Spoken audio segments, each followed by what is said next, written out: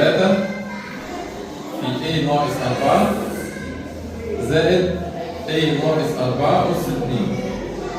الفكرة اللي هنا إن طبعا هنا 3 في A ناقص 4 وفينا A ناقص 4 بس أس كام؟ أس 2، يعني دي كأنها A ناقص 4 في A ناقص 4. تمام؟ أقدر آخد مين الصغيرة اللي فيهم؟ A ناقص 4 اللي هو القوس ده، وهو هنا الأس هنا 1 والأس هنا كام؟ 2. كأني بقول لك مثلا الحد الأول 3x زائد x أس 2. مش انت تاخد الاكس؟ دي اعتبر القوس ده هو الاكس. تمام؟ فانا هاخد A ناقص 4 عامل مشترك. هيتبقى لي من هنا اللي هو الثلاثة زائد هيبقى لي نفس القوس ده، ما هم اثنين، انا خدت منهم واحد يبقى لنا ايه؟ واحد. يبقى A ناقص 4. خلي بالك ما تنساش.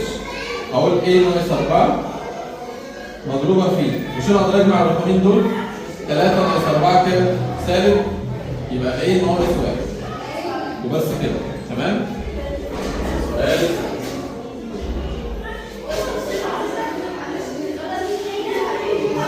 خمسة. ايه؟ ما هي الثلاثة موجبة صح؟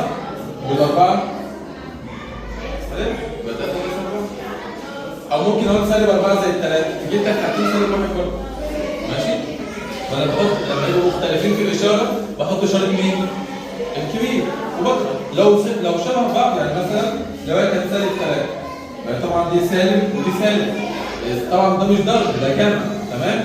هيبقى معايا نفس الاشارات، بحط نفس الاشاره واجمع الرقمين.